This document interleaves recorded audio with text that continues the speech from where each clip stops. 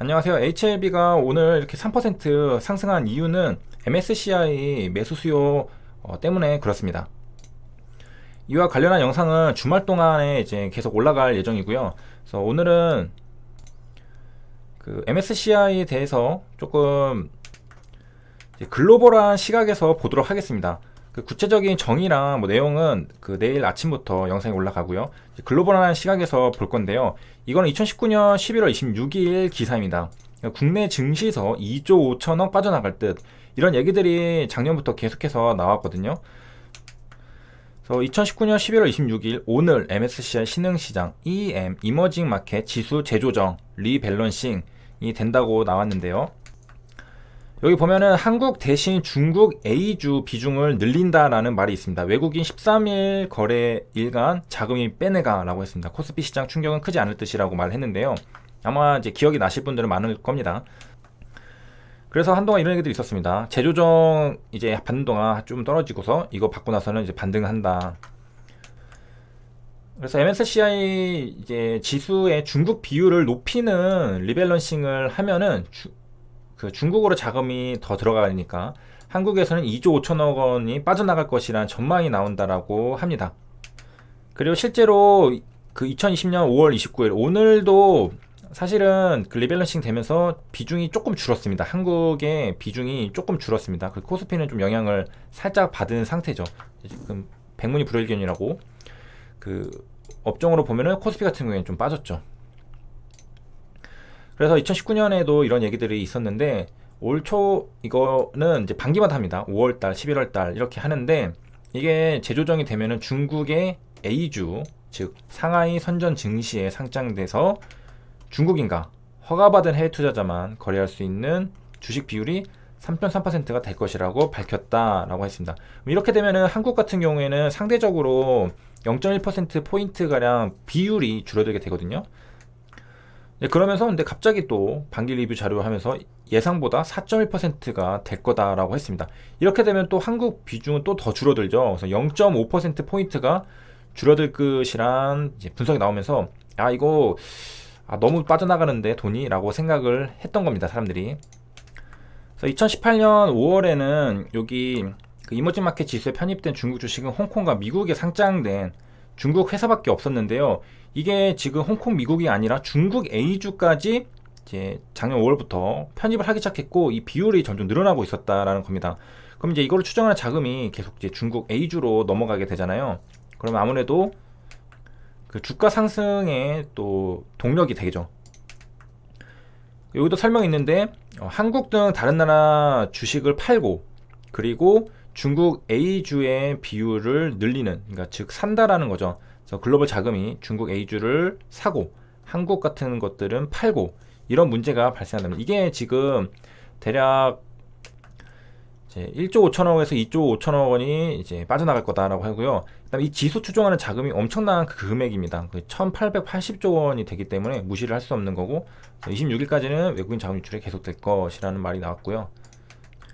정작 이제 26일에는 그동안 외국인이 많이 나갔기 때문에 또 크게 그렇게 많이 빠지지 않지 않을까라고 얘기를 했다고 합니다. 여기서 이제 우리가 얻을 수 있는 교훈은, 그 전에 또 이제 아람코도 있었는데, 아람코도 이제 상장이 되면은 이제 밸런싱 조정이 되는데 0.06% 포인트 줄어든다고 하네요. 이제 얻을 수 있는 교훈은 이번에도 지금 한국은 조금씩 줄어들었거든요.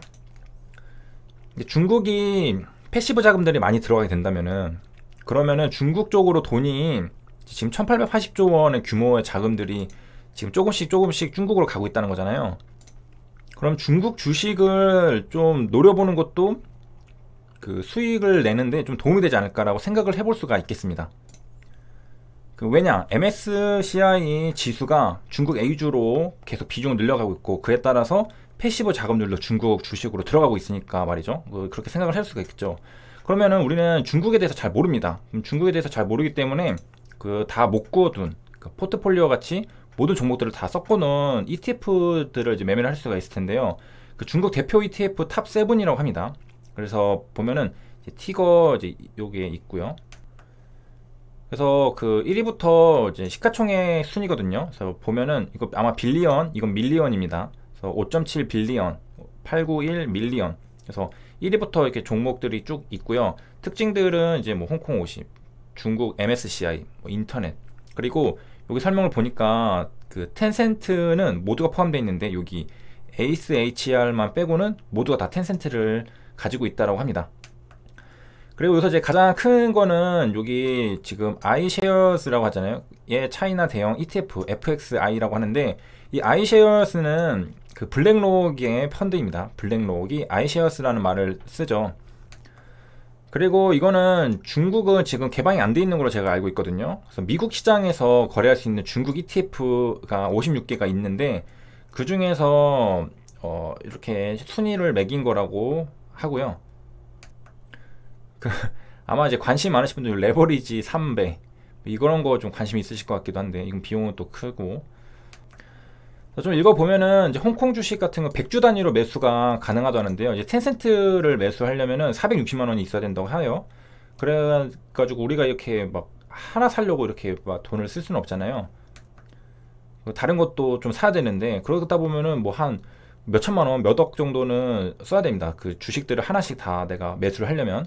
그리고 그 비중도 좀 안 맞을 것 같고, 그래서 좀 일정한 비율로 또 맞추고 싶은데, 그러려면 사용하는 게 ETF인 거죠. 그래서 이제 iShares의 그 FXI를 보면은 알리바바는 포함되어 있지 않다고 해요.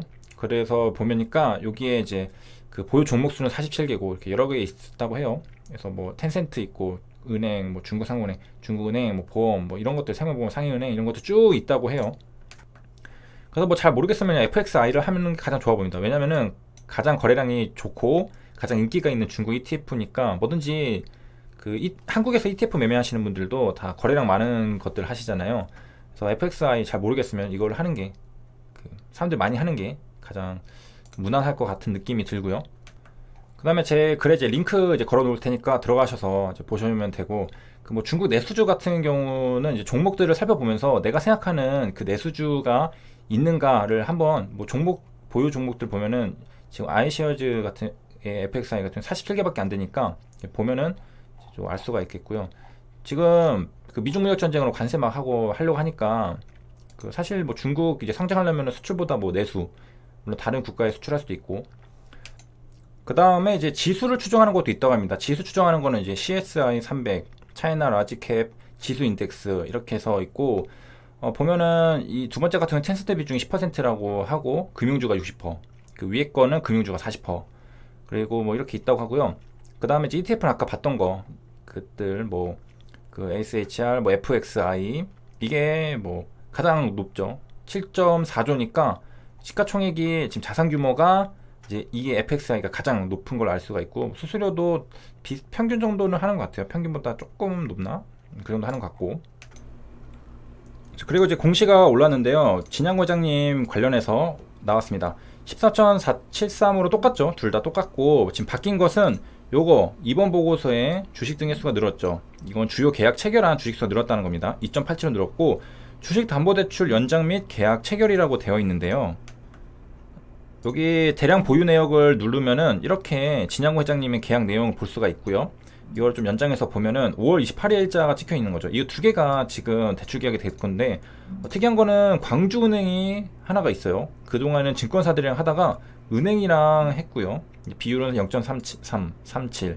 그래서 5월 1년 동안 이제 하게 된 거고, 이제 주식 수를 보니까 대략 이제 30만 주 정도를 담보대출 계약을 했습니다. 그럼 대략 10만 원으로 계산하면은 한 300억인가요? 300억 정도 주식담보대출을 한 거고요. 꽤 큰 금액이거든요. 그 보면은 물론 그전에도 뭐 이 정도 규모로는 하겠는데, 혹시 이거 담보대출 받고서 또 이번에도 넥사 살려고 하는 거 아닌가 갑자기 그런 생각이 드네요. 예전에도 주식담보대출 계약 받아가지고 그 돈으로 넥스트 사이언스를 산 적이 있잖아요. 넥스트 사이언스 일봉을 보면은 지금 그 HLB 관련주들이 뭐 좀 다 그렇긴 한데 약간 하락세입니다. HLB만 지금 잘 나가고 있어요. 혼자서 HLB만 이렇게 잘 나가고 있고, HLB 생명과학은 좀 지금 하락세입니다. 살짝. 자, 그리고 나온 거, 이건 청약 결과 청약률 107%, 아주 성공적으로 유상증자 청약이 완료가 된 것을 확인할 수 있겠습니다. 주주배정 유상증자가 성공적으로 끝났다라는 것을 알려줬습니다.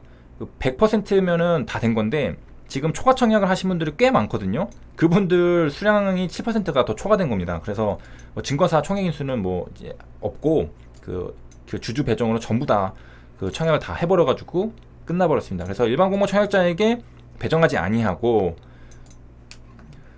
이거는 이제 실권주 처리 방법이네요. 이거 일반 공모 청약자가 아니라 대표 주관 회사가 자기 계산을 인수하게 되는데 청약률이 110%입니다. 청약률이 100% 넘으니까 뭐 초과 청약 뭐죠? 실권주는 없겠죠. 근데 단수주 같은 거는 이제 공동 대표 주관 회사가 하겠다라는 것이고요. 이제 납입일은 6월 5일이 되고, 자, 이렇게 해서 성공적으로 마무리를 된 것을 확인할 수 있습니다. 여기까지 시청해주셔서 감사합니다.